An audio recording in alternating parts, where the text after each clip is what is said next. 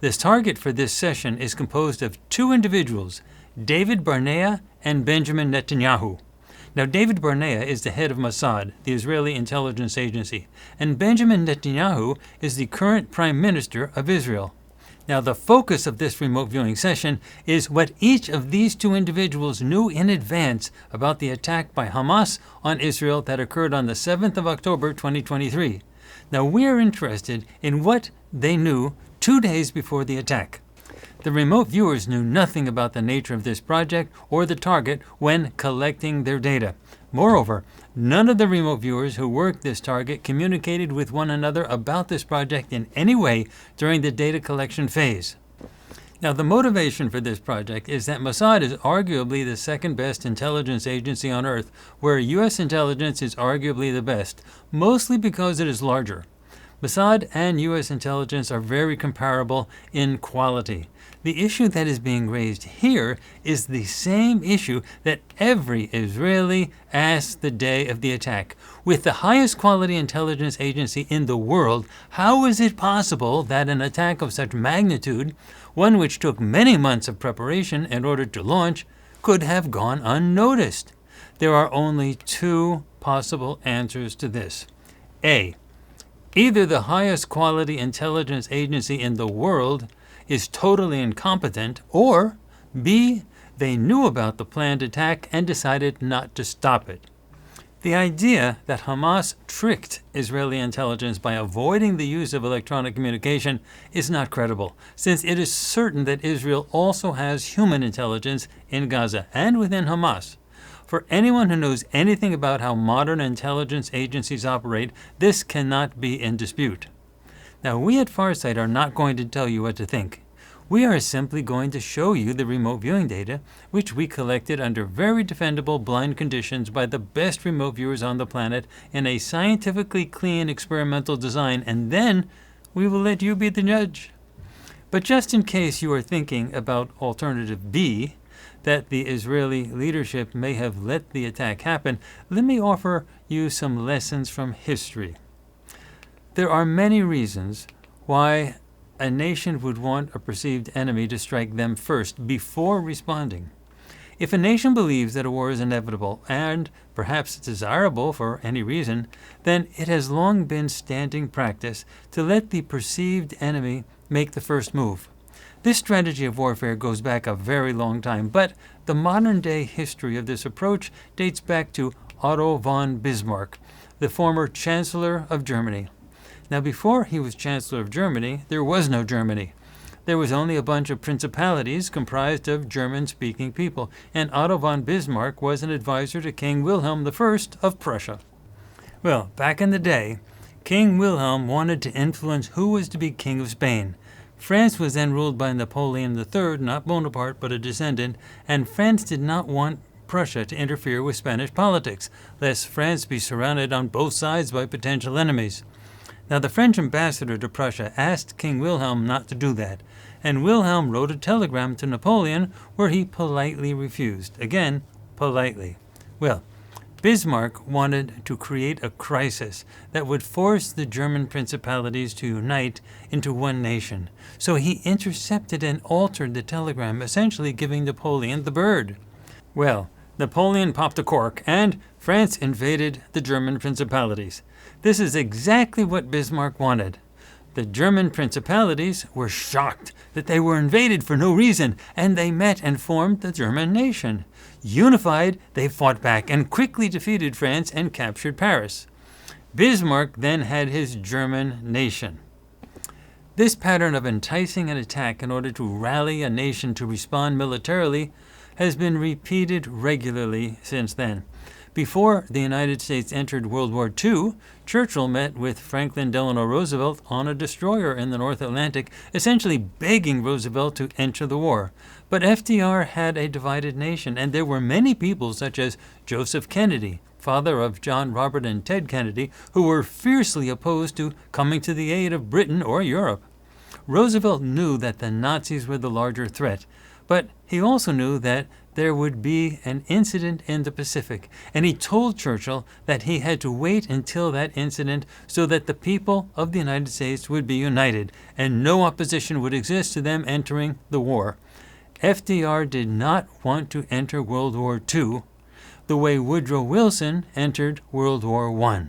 Defeating the Nazis would take a level of focus that could not survive domestic squabbling. Then Pearl Harbor happened, and the U.S. entered the war in both the Pacific and European arenas. Now, this history is not just me talking. This was clearly told by Turner Catledge, former executive editor and vice president of the New York Times. You can watch Turner Catledge talk about this in a short documentary available on YouTube and narrated by Henry Fonda, titled Roosevelt, Hail to the Chief. There is another short documentary in the same series that expands on this, Roosevelt, Manipulator-in-Chief. Now, this does not mean that Roosevelt knew the exact date and nature of the attack on Pearl Harbor, but maybe he did. I don't know. But he knew something was going to happen, and he wanted something to happen, and he had to wait for it. There are, of course, other examples, such as the Gulf of Tonkin incident involving the USS Maddox, an American destroyer, then operating in North Vietnamese territorial waters in August of 1964. This led to the U.S. Congress passing the Gulf of Tonkin resolution that enabled the United States to fight the Vietnam War. Now, President Johnson, appearing incensed that the U.S. should be the victim of a brazen attack, pressed Congress to pass the Gulf of Tonkin resolution in order for the U.S. to be able to defend its forces. Well, it turned out that the first of the so-called Gulf of Tonkin incidents involved only momentary small arms fire that created a single bullet hole in the USS Maddox. Furthermore, the second incident did not occur at all. These facts are not in dispute. The only thing that is in dispute is whether or not President Johnson knew he was lying to Congress when he urged the passage of the Gulf of Tonkin resolution, or whether he was merely duped by his advisors into thinking that the dual attacks were both real and serious. Regardless, the Gulf of Tonkin incidents, real or fabricated, were used as the justification for the U.S. entry into the Vietnam War, and the United States was presented as the victim. You may also be interested in watching Farsight's 9/11 project. The stronger you believe that leadership would never do something, the more you give your permission to leadership to do exactly that. The safest bet is normally not to blind trust leadership ever. If you believe authorities are always telling you the truth, you are probably being duped. Never underestimate what they are willing to do. If they think it is important for whatever reason, they will do it, if they think you are gullible enough to believe what they say. Again, we are not trying to tell you what to believe. It is just that triggering war by having the perceived enemy attack first is one of the most basic strategies for initiating conflict.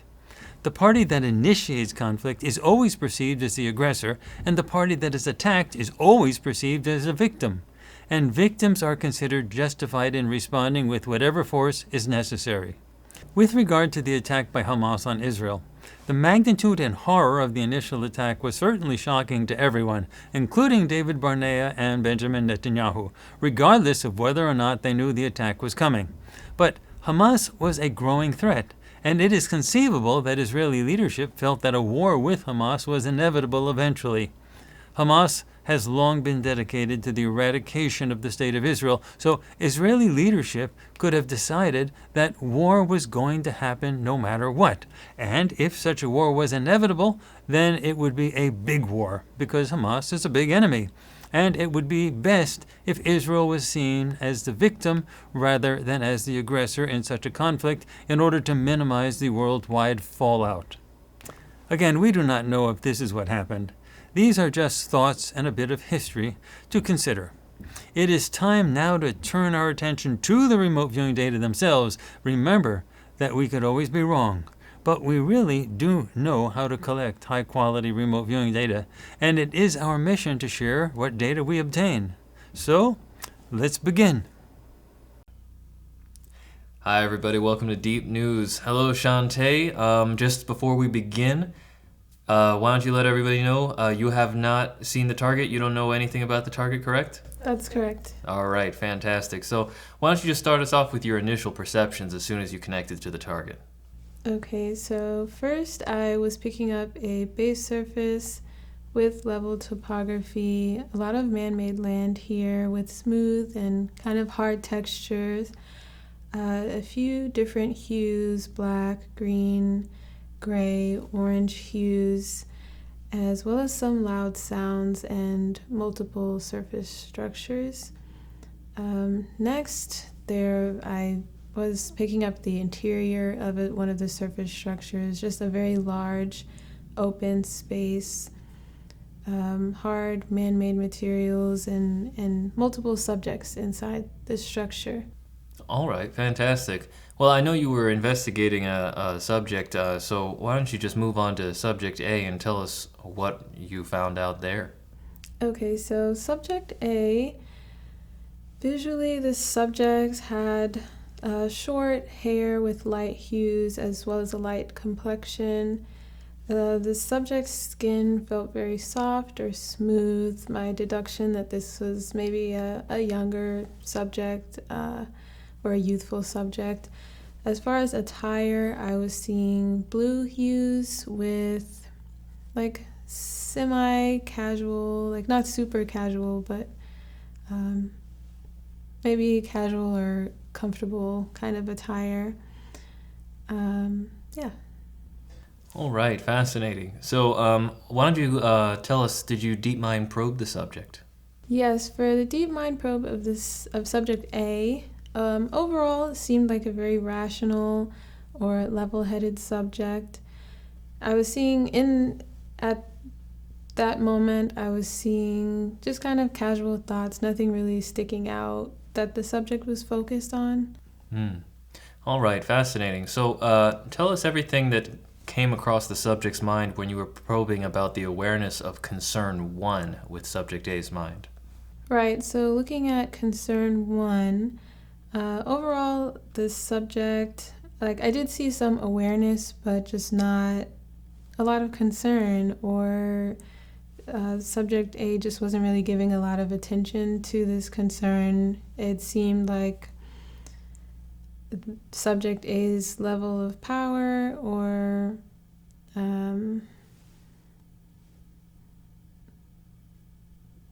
like position allowed him to not be affected by concern 1, so he just didn't really give too much attention to it. I felt this subject was just kind of disconnected or just didn't have to care about concern 1.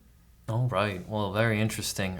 Did you get any information about maybe the goal relating to concern 1 in subject A's mind? Yeah, so the main goal I was seeing with concern 1 was like to be helpful, and I saw it being helpful towards multiple groups of subjects.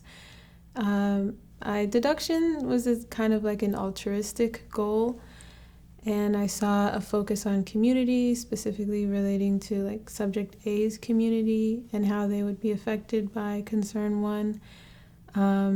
But overall, I wasn't seeing a lot of empathy from subject A, or the empathy that was there just didn't feel 100% genuine, and that would be due to the disconnected feeling I was getting from subject A early on. Fascinating. All right. So let's move on to subject B. Can you go ahead and describe subject B? Yes, so subject B, this is another male subject with light, kind of intense colored eyes and light complexion as well. I see this subject, subject B looks like he cares about his appearance. I see short hair as well. My deduction was it was like short curly hair, but it overall just looks like kind of a slick style. And I see subject B with kind of flabby cheeks and formal attire with muted colors. All right, interesting. So slick hair and flabby cheeks. What about a deep mind probe? Did you go into a deep mind probe for subject B as well? Yes, my deep mind probe of subject B, regarding concern 1 also, this subject is definitely aware of concern 1, but I'm seeing him being a little more influential, and just subject B is chosen to get more involved with concern 1. I see subject B kind of motivated or having a positive outlook with regards to concern 1. All right, interesting. So let's continue with that deep mind probe. Why did subject B feel the way that he felt? So, subject B interacts more with the subjects that could be affected by concern 1. Subject B presents himself as a more relatable or just social subject. Like subject B has a lot of connections. I see him interacting with subjects that have more power and even subjects that are less powerful. All right, interesting. So, considering all of that in the deep mind probe, what is subject B's goal relating to concern 1? Right, so I see subject B using concern 1 both for the positive impact for other subjects, but also for personal gain. So the positive impact I was seeing, it's also community related, similar to subject A's goal mindset with concern 1, but also for subject B's personal gain. The influence that he has with concern 1 would be helpful with his personal image or social status, kind of like an increased popularity, just because subject B does care about appearance a lot. Fascinating. All right. So I know you did one page on event E. So what can you tell us about event E? Okay, so with event E, looking at how subject A reacted or subject A's feelings with regards to event E, I was picking up regret, also regret for his previous lack of concern, also seeing frustration, and I see subject A being lonely or isolated and lacking support in relation to event E. And then looking at subject B at the same event, I'm seeing more of a mix of emotions, like definitely some more negative emotion, like disappointment, as if things did not go exactly how subject B would have desired. But I also have positive emotions related kind of to his social personality, like socially related praise that subject B is getting from other subjects. I deducted it's like a celebratory praise, or like subjects around him are celebrating. And I'm also seeing subject B receiving encouragement and advice from the subjects that he has connections with in regard to event E. All right. Fascinating. Well, that was a great session. It really had a lot of overlap with everyone else who had this target as well. Are you ready to have the target reveal? Yes, let's see. All right, so you can open up Internet Explorer and Google these names so you can see pictures of them. You described a lot of them incredibly well. The first one, subject A, that is David Barnea, and he is the new chief of Mossad. And Mossad is the Israeli Special Forces division. So David Barnea, let me spell that out for you. David, D-A-V-I-D, Barnea, B-A-R-N-E-A. So David Barnea. So David Barnea, you actually said that he had sort of a bluish hued attire to it as well in your paper session. So I did want to point out that David Barnea, he is wearing a suit quite often. And now remember, this is the target time for this focus was actually David Barnea 2 days before the Hamas attack on Israel that occurred at the end of the first week of September 2023. So this is before the actual attack at the music festival with Gaza and stuff like that. So what's happening here with David Barnea is, I don't know exactly where he was, what he was doing 2 days ago, but when I Google him, almost all of the pictures that I've seen of him, he is either wearing that blue suit with the dark blue suit with a blue tie, or in some of the more casual pictures that I've seen of him, he's wearing just a blue shirt. And so I'm assuming he has a lot of blue attire in his wardrobe. See. So yeah, he wears quite a lot of blue. So I thought that was a really great picture. If you actually look at your session, let me see if I can open the session as well on my end. So if you look at your session, you had a very interesting description of him. You see it. You see when you move to subject A and described. Subject A, basically, you described him as having smooth skin, soft skin. You deducted a younger subject. He's not exactly a young subject, but he is clean shaven. So the skin on his face is smooth because of its clean shaven skin. So it's you did a really good description of him. You said he had light hues hair and light hues skin tone as well. So that was a pretty spot on description of subject A good remote viewing. I would also say, just to move on to subject B, subject B was Benjamin Netanyahu, who is the Prime Minister of Israel. So you can Google that. Benjamin, do you have him up there? Yeah. Okay, Benjamin Netanyahu. So once again, similar formal attire. You picked up on the formal attire there with that subject. And you said slick hair, which if you look at his hair, that's slick hair. Yeah. So that's it. You know, actually, on your paper session, I do remember seeing something about intense eyes was something that you mentioned as well. Yeah. Did you write that down somewhere? Yeah. For subject B, yes, I had an intense eyes. Yes. Intense eyes, flabby cheeks. He does have flabbier cheeks than subject A at the very least, and I think he's in the 70s, so it makes sense that his cheeks would be a little flabbier than the other guy.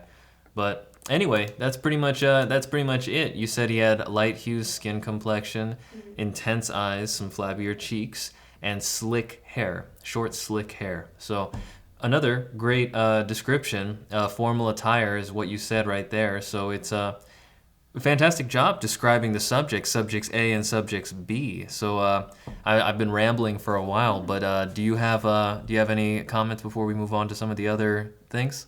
I don't think I have any comments. I don't know a lot about these people. Okay, no worries. That's totally fine too. You know. But I do feel good about like the information that I picked up from them. Great. I guess. Yeah. That's great. Yeah, you know, your deep mind probes were especially fascinating because they paralleled a lot of what other viewers saw. It seemed that from your session that these guys were somewhat aware of Concern 1 before Concern 1 happened. And Concern 1, officially stated in the target description, was the upcoming Hamas attack on Israel. So the Hamas attack on Israel 2 days after when you were probing them. So these guys knew that it was coming. They didn't know how it would look. They didn't know what it was going to actually form into, the exact shape and form it looked like. Because there is, that's my guess there, because it does seem like you're seeing when you're actually looking at Event E, which is the actual pinpointing the actual first day of the Hamas attack on Israel. That was Event E. When you actually probe there, you're getting that subject A feels regret and subject B feels disappointment. Things didn't go as he wished. So I'm getting the vibe that they probably knew that this was coming. They probably knew that this was on the agenda. They thought they knew the general gist that this was going to happen. But how the specifics of it turned out, they probably didn't know exactly what the shape was going to look like once it did happen. So it was it is pretty weird, though. It's not weird from seeing the other sessions because a lot of people, all the other viewers seem to sync up with what you perceived. That subject B, Benjamin Netanyahu, not only was aware that this was going to happen, but he was also having this mix of emotions of both feeling this sort of disappointment and sort of negative flavor of emotions, as you said, but also having a significant amount of positive emotions and praise from other subjects, sort of the celebratory vibe and encouragement and advice. And it makes some sense just from the outside looking in, looking at just mainstream accounts of stuff, is that Benjamin Netanyahu has not been the most popular person in Israel as of recently. He was involved in a lot of scandals. People were talking about maybe him going to jail for being involved in the corruption of the judiciary part of the Israeli government, which apparently is the only check and balance system that is there to check the power of the prime minister, and he had fully corrupted that to his benefit. But it's, I guess, sort of his attitude here. You were mentioning all sorts of stuff about him valuing this increase in popularity, helping him with his personal image and social status, and he's a politician. Subject A was not a politician. He's the chief of the Special Forces branch. But this Subject B was a politician, and so him being more of the socialite, as you said, matches perfectly. Him also seeing this wartime effort as an experience that can increase his popularity and increase sort of his social standing. That's a very politician-y mentality when it comes to sort of leveraging conflicts towards personal gain, and that is a word-for-word thing. You said Subject B is using Concern 1 for positive impact related to his community, and personal gain, which is his own personal social status, career, whatever have you. So that's a bit of an interesting thing, that there is sort of this two-pronged side of things in terms of how that attack fleshed out, in terms of the awareness of it before it happened, as well as the objective positives that these politicians saw as ways to capitalize on the attack happening as it happened. So it's that's interesting. Right. So sorry, I sort of went on a rambling rant over there, but it was you're not the only one who saw that type of stuff. So I thought it was quite fascinating to sort of spell that out over there. But any other thoughts on how you are looking at these two subjects here and these this event, this Concern 1? I think that was a great interpretation of the data that I got. Honestly, I think I just have to do more research on these figures. But I definitely was sensing that, yeah, Subject A was just a little more of a low-key individual versus Subject B. It seemed like he really, wanted, I don't want to say wanted attention, but, knowing that attention is coming and, knowing that you could use that for, use that in different ways, I guess. I guess that was a big difference I was seeing between those two subjects. It makes perfect sense with what you were looking at there, because the David Barnea is the director of the Mossad, and the Mossad being an espionage agency. Mm-hmm. So him being, as you said, low-key in that context makes perfect sense compared to the actual prime minister being a very, I guess, high-key, very out there and open political body, just sort of out there leading the country in that way. So that was fantastic, though. Stellar remote viewing, interesting discovery in terms of awareness prior to Concern 1 actually occurring. Interesting discovery in terms of the emotional mix that was going on in the mind of some of the subjects as these events actually started to go out and actually happen. I feel like there's all sorts of interesting discoveries that people would make about their own psyches if they could see openly into the minds of other people as events play out. It's quite a humbling thing to be able to see into another person's mind and just sort of see exactly what the colors look like up there. So it's remote viewing is a cool thing. I hope everyone does it. So yeah, it's great to see like the different thought processes in different situations, like how differently subjects will like react to a situation, even just based on like their personality type, or even outside of like intentions, like yeah, it's very interesting. All right, well, any last closing statements? I don't think so. All right, sounds good. All right, well, thank you very much, Shantae, and thank you everybody here for watching. This is great.